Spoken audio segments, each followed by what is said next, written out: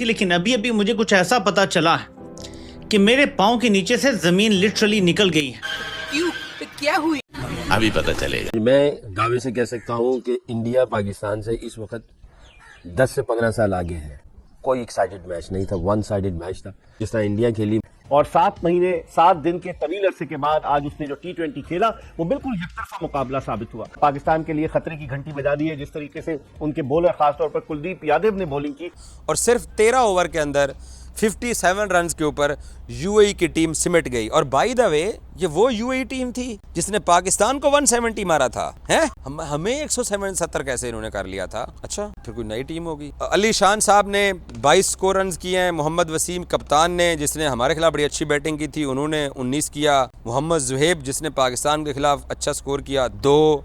राहुल चोपड़ा 3। आसिफ खान जिसने पाकिस्तान के खिलाफ 5-7 छक्के मारे थे 2। माशाल्लाह 57 रन्स के ऊपर यूएई की टीम सिमट गई है।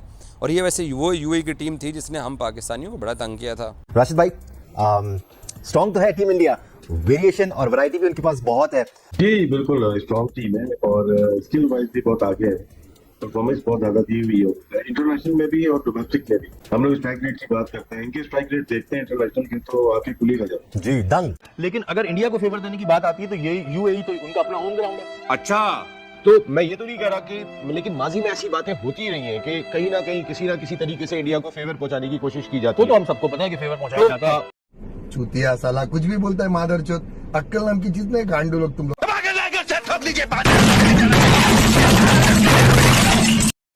स्पिनिंग, इतना स्पिनिंग ट्रैक के एक टीम 13 ओवर में आउट हो रही है और जाहिर फिर जब 60 रन का हदफ होगा तो फिर वो तो बहुत आसानी से हासिल कर लेंगे। लो ये तो मुद्दे लगा साला। कि भाई निशाना जो है वो यूएई पे लगाया, लेकिन पोटी उनकी निकल गई। जो बोल रहे हमारी टीम में 2-3 ऐसे प्लेयर हैं जो जसप्रीत बुमराह का वेट कर रहे हैं और जसप्रीत बुमराह के लिए उन्होंने खुद को बनाया हुआ है। इस वक्त जो इंडिया क्रिकेट के ऊपर जो इन्वेस्टमेंट कर रहा है, प्लेयर्स के ऊपर जो इन्वेस्टमेंट कर रहा है, उसके एतबार से मैं ये कह रहा हूँ कि इंडिया पाकिस्तान से 10-15 साल आगे है। मजा आया है कि बताया है कि भाई हम वीक टीम बिल्कुल पास नहीं लगने देते भाई।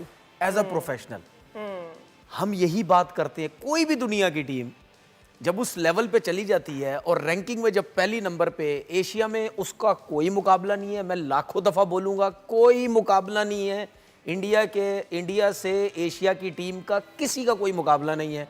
दुनिया की रैंकिंग की नंबर 1 की टीम है वो, ठीक है। अब जिस तरह की इन सारे इनके स्पिनर्स ने अपनी फॉर्म शो की है, तो सारे बैट्समैनों को तो आप सोच के आना पड़ेगा कि हमने इनके खिलाफ क्या स्ट्रेटेजी के साथ क्रिकेट खेली। टीम है वो बहुत जबरदस्त, इनकी टीम है। सीनियर प्लेयर्स की कमी बिल्कुल महसूस इस मैच के अंदर हुई नहीं। हमें पता था कि कोई मुकाबला नहीं है यूएई का भारत के साथ, लेकिन इतनी डोमिनेंस जो उन्होंने आज दिखाई है, दैट इज स्कैरी। ठीक है ना। तो जिसके बारे में हम बार बार अपनी टीम के बारे में भी कहते हैं कि भाई ये वो इंडिया की टीम एक जमाना था कि जब हमारी टीम ग्राउंड में उतरती थी तो उनकी टांगें कांपती थी, ठीक है। अब क्या सिस्टम है, अब वो टीम जब ग्राउंड में आती है हमें प्रॉब्लम्स होती है, पूरी दुनिया को प्रॉब्लम्स होती है। तो ऐसा लगा कि थोड़ा सा एडवांटेज जो है वो इंडिया को, उनके स्पिनर्स अच्छे, इतनी स्पिनिंग ट्रैक T20 क्रिकेट में कहाँ होता है। अगर ये वाले ट्रैक हर जगह पे रखेंगे, पाकिस्तान के भी तीनों स्पिनर उतरते, इनके भी तीनों स्पिनर उतरते, देखते हैं कि कितना टर्निंग ट्रैक रखते हैं ये, हम उस दिन देख लेंगे। अबे साले मारूंगा इतने पटके तुझे। इंडिया से खुद को कंपेयर करता है। वो तो पाकिस्तान वाले खुश हो रहे थे कि यार अच्छा हुआ विराट कोहली से जान छूटी।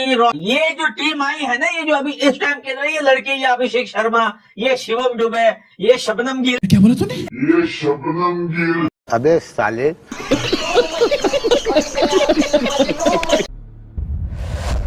हेलो फ्रेंड्स, क्रिकसेल हिंदुस्तान में आपका स्वागत है। दोस्तों, भारत की यूएई के खिलाफ एकतरफा जीत के बाद पाकिस्तानी जमकर तारीफ कर रहे हैं, जिसमें तनवीर अहमद से लेकर वसीम अकरम तक ने यह कहा कि भारत का अब पाकिस्तान के साथ कोई भी कंपैरिजन नहीं।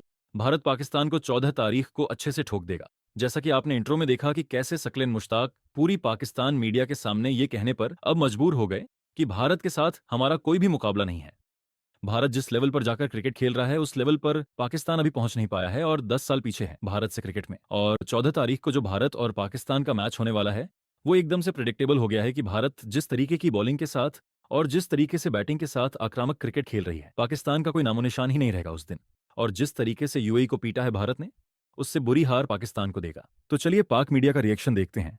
अगर चैनल पर नए हैं तो प्लीज चैनल को सब्सक्राइब कर दें, वीडियो को लाइक करके कमेंट सेक्शन में अपनी राय जरूर लिखें। कोई एक्साइटेड मैच नहीं था, वन साइडेड मैच था। जिस तरह इंडिया खेली, मैं दावे से कह सकता हूं कि इंडिया पाकिस्तान से इस वक्त 10 से 15 साल आगे है। स्किल्स पाकिस्तान के पास है, टैलेंट है। 10-15 साल किस चीज़ में आगे है?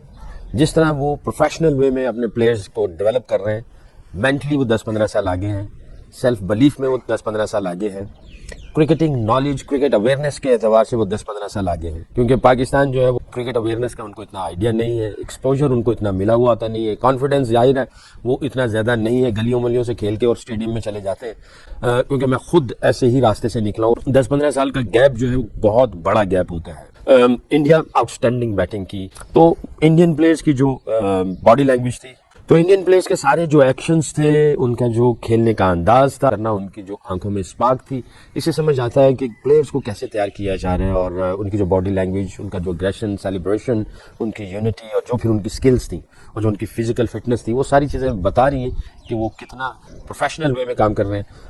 पाकिस्तानियों, आप मेरी बात का कोई बुरा ना मनाना यार, जो हकीकत है वो बतानी चाहिए, and we should learn from. और भारत ने वाकई में अपने आप को वर्ल्ड चैंपियन साबित किया, क्योंकि भारतीय क्रिकेट टीम जो थी वो 2 फरवरी 2025 के बाद कोई T20 इंटरनेशनल मैच खेल रही थी, और 7 महीने 7 दिन के तवील अरसे के बाद आज उसने जो T20 खेला वो बिल्कुल एकतरफा मुकाबला साबित हुआ।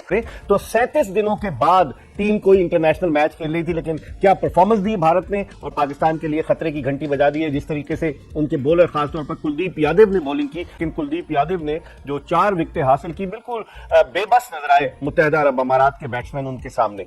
और ये मैच भारतीय क्रिकेट टीम जो है वो विराट कोहली और रोहित शर्मा के बगैर खेल रही थी, जो आज भारत ने बिल्कुल आउट क्लास कर दिया। नोबडी वाज एक्सपेक्टिंग कि इतना वन साइडेड होगा, सिर्फ 19 ओवर में मैच ही खत्म हो गया। बिल्कुल, और जिस तरह उनके बॉलर्स ने मैस्मराइज कर दिया है यूएई के बैटर्स को, और जैसे ही स्पिनर्स जो है वो इंट्रोड्यूस हुए, एकदम से शिफ्ट आया। फास्ट बॉलर्स को बड़ा अच्छे तरीके से खेल रहे थे, लेकिन स्पिनर्स के ऊपर आके बिल्कुल एक्सपोज हो गए। क्वालिटी स्पिन वर्क जो था ना वो बड़ा जबरदस्त था इंडिया का। उन्होंने आके, सही है कुलदीप हो गया या वरुण हो गया, अच्छे बॉलर हैं, बहुत मुश्किल है उनको रीड करना, मगर उन्होंने राइट एरियाज में बॉल की भी है, बाकायदा होमवर्क दिख रहा था। आप देखें पिच में ऐसा ब्रेक नहीं था, उन्होंने अपने पेस को वेरी, लेंथ को वेरी करके, चालाक बॉलर है। अगर आप देखें ना, वो होता ना बाइट वाला ब्रेक हो रहा है, ऐसा कुछ नहीं हो रहा, शारजा में हो रहा था। तो इवन अबू धाबी में भी एक आध बॉल चढ़ता था थोड़ा सा स्लो के साथ, मगर यहाँ पे उन्होंने कैलकुलेटेड बॉलिंग और डिसिप्लिन, जो उनको टारगेट मिला होगा, किसी बात है, एक तो बड़े नाम भी है। एज अ प्रोफेशनल क्या मजा आया, मजा आया कि बताया है कि भाई हम वीक टीम बिल्कुल पास नहीं लगने देते भाई। एज अ प्रोफेशनल हम यही बात करते हैं, कोई भी दुनिया की टीम जब उस लेवल पे चली जाती है और रैंकिंग में जब पहली नंबर पे, एशिया में उसका कोई मुकाबला नहीं है, मैं लाखों दफा बोलूंगा, कोई मुकाबला नहीं है इंडिया से एशिया की टीम का, किसी का कोई मुकाबला नहीं है। दुनिया की रैंकिंग की नंबर 1 की टीम है वो, ठीक है। तो भाई सिस्टम, मेरिट, प्लेयर्स, तसलसल, ठीक है, बताया है कि सिस्टम, अगर यही टीम, इस टीम ने 57 पे आउट किया, 4 ओवर 5 ओवर में मैच पूरा करके साइड पे हो गए, पसीना तक नहीं निकला उनका, ना प्रॉपर कप्तान का दिमाग यूज हुआ, ना कप्तान के ऊपर टेंशन आई, ना प्लेयरों पे टेंशन आई, बॉलर इस तरह गेंद कर रहे थे जैसे भाईजान खाली विकेटों को बॉल मारनी है, ठीक है, ये टांगों पे बॉल मारनी है, बल्ले पे बल्ला है ही नहीं उनके पास। कहने का मकसद ये है कि उन्होंने ये शो किया है कि भाई बड़ी टीम ही होती है, ठीक है ना। तो जिसके बारे में हम बार बार अपनी टीम के बारे में भी कहते हैं कि भाई ये वो इंडिया की टीम, एक जमाना था कि जब हमारी टीम ग्राउंड में उतरती थी तो उनकी टांगे कांपती थी, ठीक है। अब क्या सिस्टम है, अब वो टीम जब ग्राउंड में आती है हमें प्रॉब्लम्स होती है, पूरी दुनिया को प्रॉब्लम्स होती है, ठीक है ना, ठीक है। हमारे लोगों ने इस तरह क्रिकेट चलाई जो कि डैमेज हुई। इंडिया वाले क्या करते रहे, ठीक है, कपिल देव हटा, दूसरा आए, सौरव गंगोली ने टीम बनाई, वो हटे, धोनी के हाथ में आ गई, वो हटे, कोहली के हाथ में आ गई, वो हटे, शर्मा, ठीक है, शर्मा, वहां पे सब टीम के लिए सोचते रहे।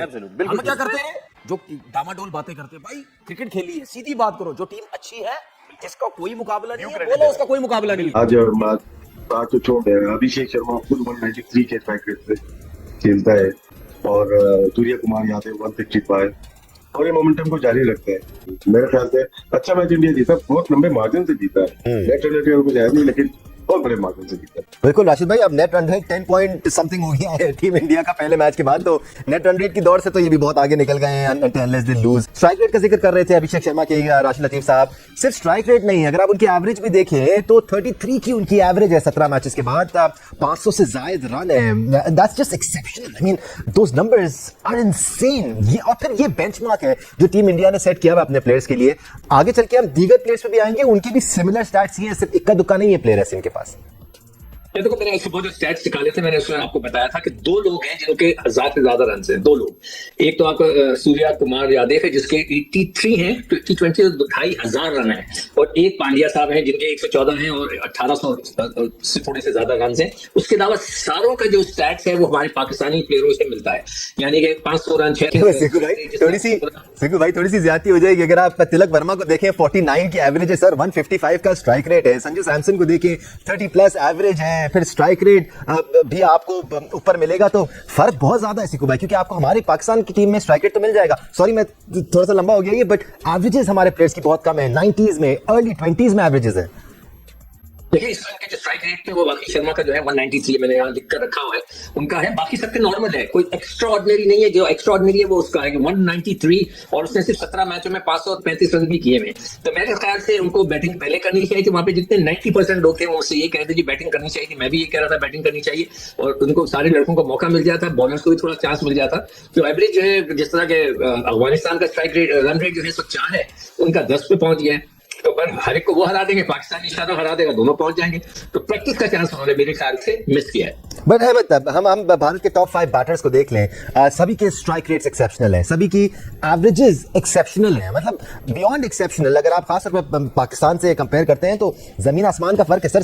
देखिए, एक तो बड़ी डोमिनेटिव परफॉर्मेंस थी इंडिया की तरफ से, और क्लियर डिफरेंस उन्होंने आज दिखाया है, बताया है, और बहुत बड़ी बात होती है, बहुत बड़ी क्वालिटी होती है कि अगर आपके मैचेस भी ज्यादा होते जा रहे हैं और आपकी एवरेज और स्ट्राइक रेट दोनों हायर साइड पे हैं, वो बहुत क्वालिटी वाले प्लेयर्स होते आएंगे। और इसी वजह से आप देखें कि बड़े बड़े प्लेयर विराट कोहली और रोहित शर्मा वगैरह, ये लोग रिटायर हो गए बिकॉज रिप्लेसमेंट इतने हाईएस्ट लेवल की आ गई कि वर्ल्ड कप खेल के वो लोग रिटायर हो। 57 रन्स के ऊपर यूएई को आउट कर दिया। इंडिया ने टॉस जीता, टॉस जीत के पहले बॉलिंग का फैसला किया, जो कि उनका फैसला बिल्कुल दुरुस्त था, और सिर्फ 13 ओवर के अंदर 57 रन्स के ऊपर यूएई की टीम सिमट गई। और बाय द वे, ये वो यूएई टीम थी जिसने पाकिस्तान को 170 मारा था, हैं?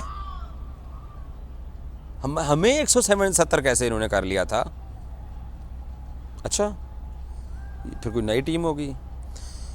अली शान साहब ने 22 स्कोर रन्स किए हैं। मोहम्मद वसीम कप्तान ने, जिसने हमारे खिलाफ बड़ी अच्छी बैटिंग की थी, उन्होंने 19 किया। मोहम्मद जुहेब, जिसने पाकिस्तान के खिलाफ अच्छा स्कोर किया, 2। राहुल चोपड़ा 3। आसिफ खान, जिसने पाकिस्तान के खिलाफ के 5-7 छक्के मारे थे। और पहले जो 2 बैट्समैन थे ओपनर, वो डबल फिगर के अंदर दाखिल हुए, एक ने 22 किया, एक ने 19 किया, और आगे तो फिर टेलीफोन नंबर ही स्टार्ट हो जाता है। और ये वैसे वो यूएई की टीम थी जिसने हम पाकिस्तानियों को बड़ा तंग किया था। 57 रन्स के ऊपर यूएई की टीम को इंडिया ने आउट कर दिया दुबई स्टेडियम के अंदर। तो हम पाकिस्तानियों को डरना चाहिए, थोड़ा सा हम डर लें, घबरा लें हम थोड़ा सा, क्या ख्याल है? नहीं, हम नहीं घबराएंगे, ना हम डरेंगे। हमारा पाकिस्तान का जो बैटिंग है वो यूएई की तरह नहीं। अलबत्ता यूएई ने ये बात सच है, शारजा में पाकिस्तान की बहुत धुलाई की थी, छक्के लंबे लंबे मारे शारजा स्टेडियम के बाहर से गेंद उठा के हम आते थे, और वो खुद उन्होंने 57 के ऊपर टीम को बुक कर दिया है।